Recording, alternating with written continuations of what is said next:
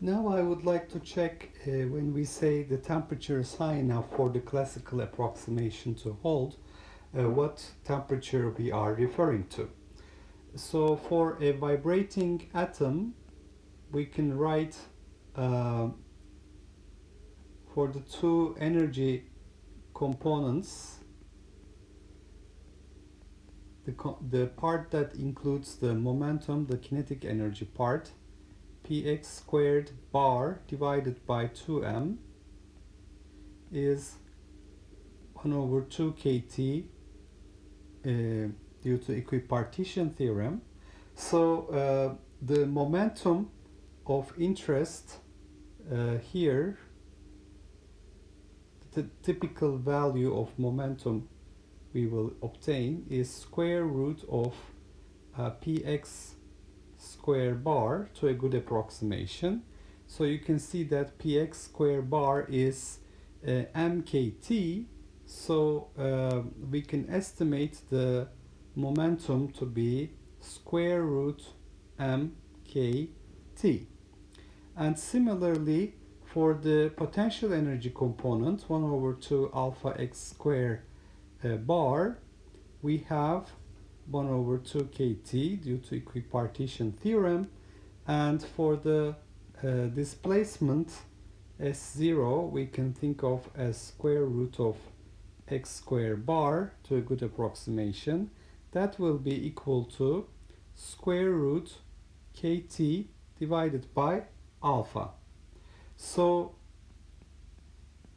the displacement S0 and the momentum product P0 will be equal to square root mkt multiplied by square root kt over alpha. So that will give us kt square root m over alpha. So this has to be much greater than h bar. That's Heisenberg's uncertainty principle.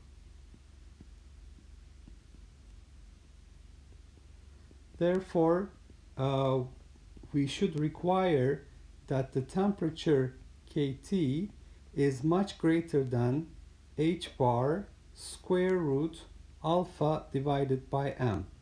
And remember that omega, the angular frequency of the oscillations, is square root alpha divided by m, because x double dot is equal to minus omega square x. That's simple harmonic motion, and that is minus alpha over mx.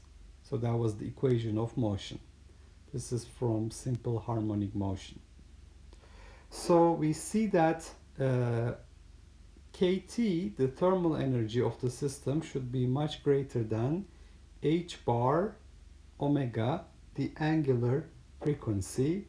Or in other words, we can say the temperature, the absolute temperature, should be much greater than h bar omega divided by k. So this is a critical temperature called the Debye temperature. It's h bar omega over k. That is Debye temperature.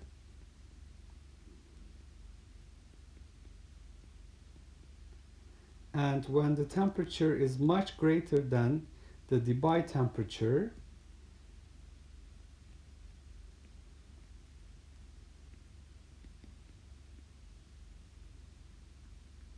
we're going to have classical approximation valid. So this is our criterion for the temperature. It has to be much greater than the Debye temperature, h bar angular frequency omega divided by k. And remember, this h bar was Planck's constant h divided by 2 pi. So I wanted to find out the criterion for the validity of the classical approximation for solids. I have considered the two components, kinetic energy and potential energy components. One includes momentum only, the other one includes position coordinate only, and they each contribute half a kT to the mean energy, and the momentum component gives me the uh, order of magnitude, the size of the momentum of the system to be square root mkt, and the size of the displacement to be square root kt over alpha, and their product is kt square root m over alpha.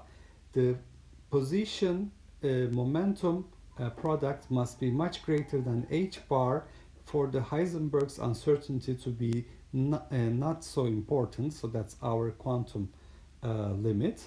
And we have the thermal energy kT should be much greater than h bar square root alpha over m, where square root alpha over m is the angular frequency omega. So we find that the thermal energy must be much greater than h bar omega. This is one way we can state this.